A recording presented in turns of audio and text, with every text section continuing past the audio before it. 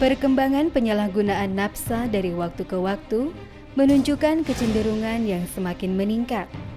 Berawal dari rasa keprihatinan itulah, maka pada tahun 1971, atas prakarsa Gubernur DKI Ali Sadikin, Kepala Dinas Kesehatan Dr. Herman Susilo SPKJ, dan Kepala Direktorat Kesehatan Jiwa Profesor Dr. Kusumanto Setionegoro, didirikanlah Drugs Dependence Unit atau disingkat DDU yang diresmikan pada tanggal 19 April 1972. DDU bertempat di Komplek Rumah Sakit Fatmawati, Jakarta. Pada tahun 1974, DDU berganti nama menjadi Lembaga Ketergantungan Obat atau disingkat LKO. Pada tahun 1978, status LKO meningkat menjadi Rumah Sakit Ketergantungan Obat atau RSKO. Rumah Sakit Ketergantungan Obat atau RSKO Jakarta adalah satu-satunya rumah sakit milik Kementerian Kesehatan yang dibentuk khusus untuk menangani masalah pencegahan nafsa di Indonesia. Dalam mengemban tugas ini, RSKO mempunyai visi menjadi yang terdepan dalam pelayanan, pendidikan, dan penelitian terkait pencegahan nafsa di Indonesia pada tahun 2019. Untuk mencapai visi ini, maka RSKO perlu melakukan upaya pembenahan dan upaya terobosan dalam pelayanan pencegahan nafsa dan upaya penunjang lainnya yang diperlukan oleh masyarakat di Indonesia. Di atas lahan seluas 15.204 meter persegi, Rumah Sakit Ketergantungan Obat Jakarta menangani setiap pasien yang datang, terutama yang mengalami gangguan berhubungan dengan zat atau GBZ. Akses untuk menuju RSKO Jakarta sangatlah mudah.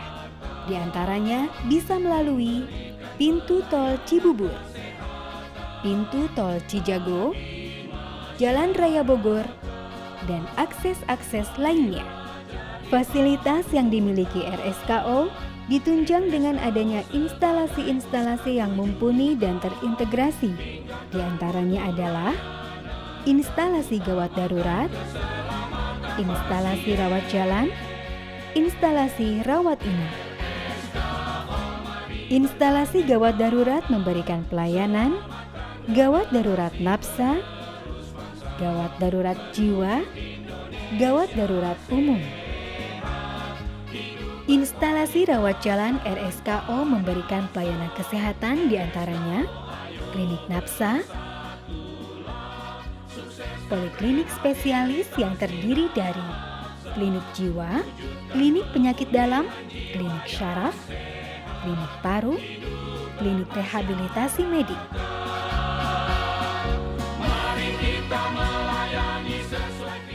Klinik umum, klinik gigi dan mulut, klinik psikologi, klinik gizi. Instalasi rawat inap RSKO Jakarta terdiri dari beberapa ruang perawatan dan didukung oleh fasilitas penunjang medik lainnya yang terdiri dari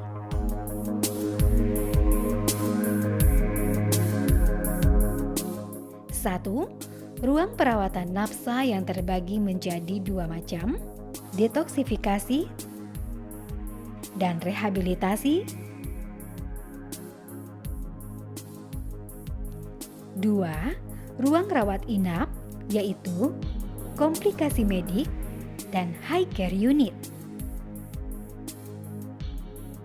Fasilitas penunjang medik. Fasilitas ini terdiri dari instalasi farmasi, instalasi laboratorium terdiri dari laboratorium patologi klinik, laboratorium toksikologi, instalasi radiologi, instalasi psikologi, instalasi rehabilitasi medik, instalasi pemulasaraan jenazah, dan ambulans.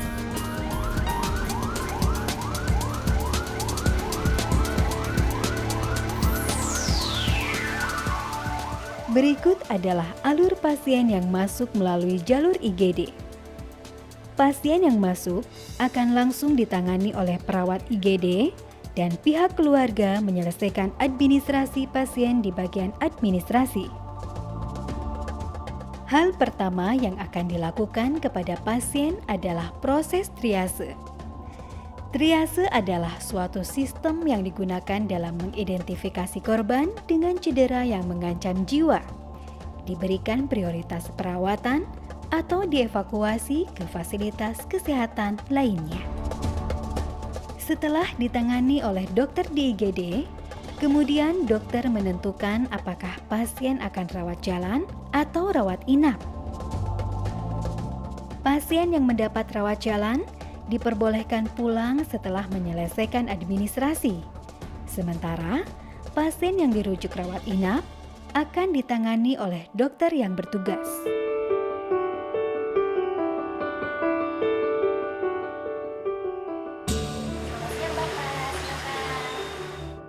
Alur pelayanan rawat jalan. Pasien yang masuk langsung mendatangi ke loket pendaftaran. Loket pendaftaran dibagi menjadi 2, yaitu 1. Umum, 2. Spesialis.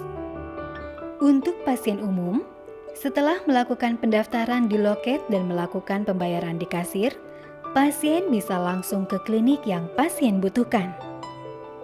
Di poliklinik, pasien akan ditangani oleh dokter spesialis yang bersangkutan. Dengan melihat kondisi pasien, dokter akan menilai apakah pasien bisa rawat jalan atau perlu rawat inap. Untuk pasien nafsa, pelayanan rawat jalan terbagi menjadi 2 bagian, yaitu rumatan dan non-rumatan.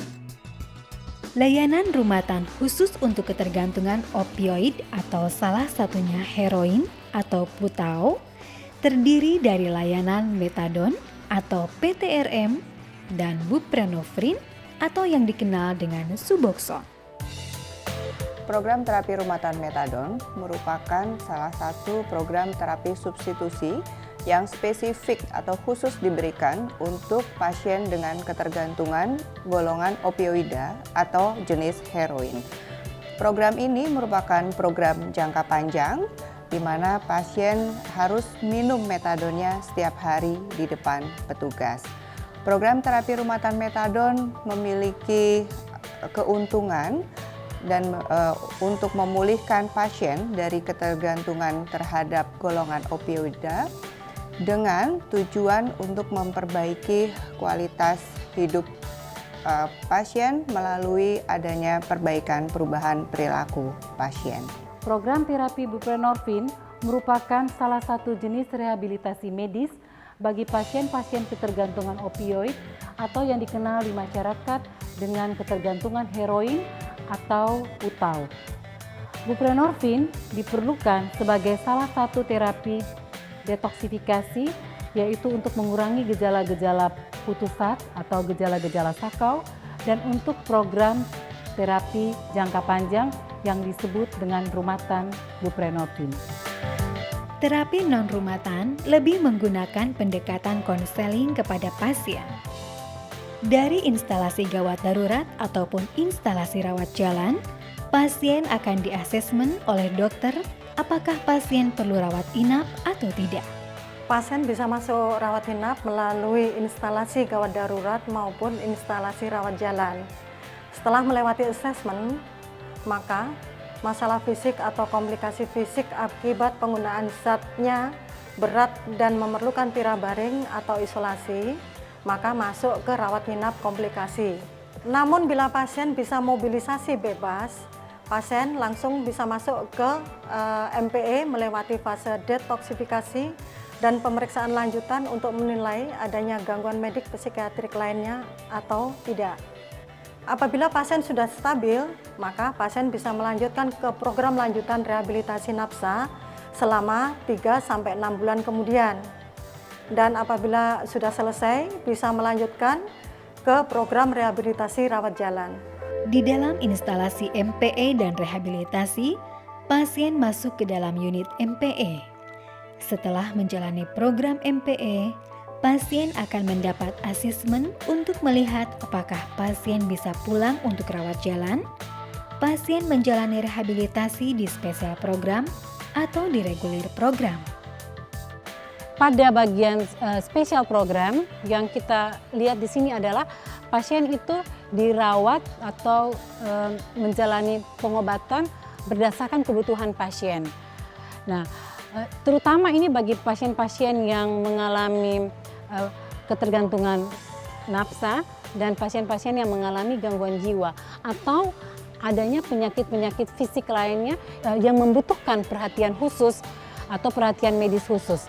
Nah, yang kedua adalah yang reguler program. Yang reguler program itu biasanya pada pasien-pasiennya yang rata-rata sebagian besar hanya bermasalah pada bagian nafsa. Di situ lebih banyak dibutuhkan adalah kemampuan untuk mengubah behaviornya. Pada reguler program sendiri terdapat 4 fase rehabilitasi. Di antaranya adalah fase induksi, fase primary, fase pre-re-entry, fase re-entry. Fase induksi merupakan tahapan adaptasi. Tujuannya adalah untuk menyesuaikan diri residen terhadap program pemulihannya. Pasien akan memiliki walking paper dan selama menjalani fase tersebut, pasien akan dibimbing oleh seorang body yang akan membimbing pasien untuk mengenalkan kultur dan peraturan yang ada di rumah primary. Fase primary adalah fase untuk mengarahkan pasien menerima dan menyadari bahwa dirinya adalah seorang yang membutuhkan pertolongan. Motivasi dalam diri, serta menyadari bahwasanya di samping masalah penyalahgunaan narkoba, ada masalah yang lebih jauh, lebih besar yaitu perilaku yang bagaimana cara mengubahnya. Fase pre-re-entry adalah fase pemantapan sikap dan perilaku bertanggung jawab, serta proses interaksi sosial dengan keluarga sebagai basis utama. Fase ini adalah fase persiapan untuk masuk ke tahap fase re-entry. Fase re-entry adalah fase lanjutan ketika sudah keluar dari rumah primary. Di fase tersebut akan dilakukan pengembangan sikap dan perilaku bertanggung jawab, serta proses pengenalan dan pemantapan sikap. Fase induksi, primary, dan pre-re-entry digabung ke dalam suatu rumah yang disebut dengan rumah primary.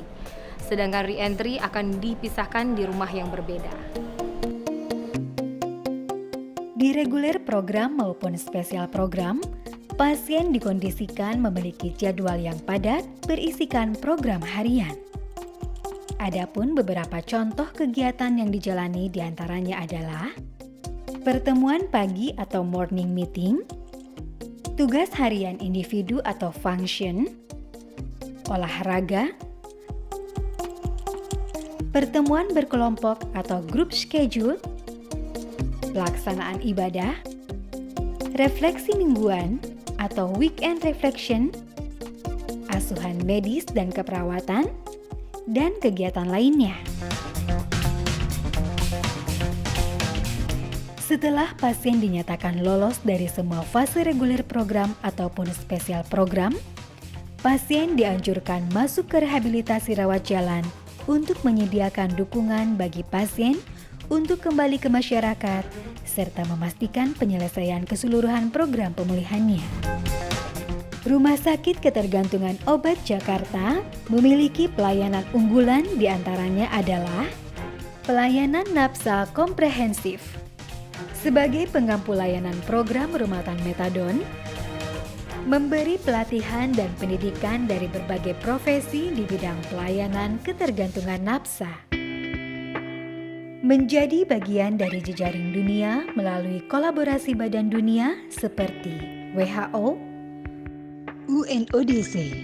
Instalasi Pendidikan dan Pelatihan RSKO Jakarta menjadi bagian jejaring pelayanan kesehatan di bidang nafsa dan komplikasinya dalam hal promotif dan preventif.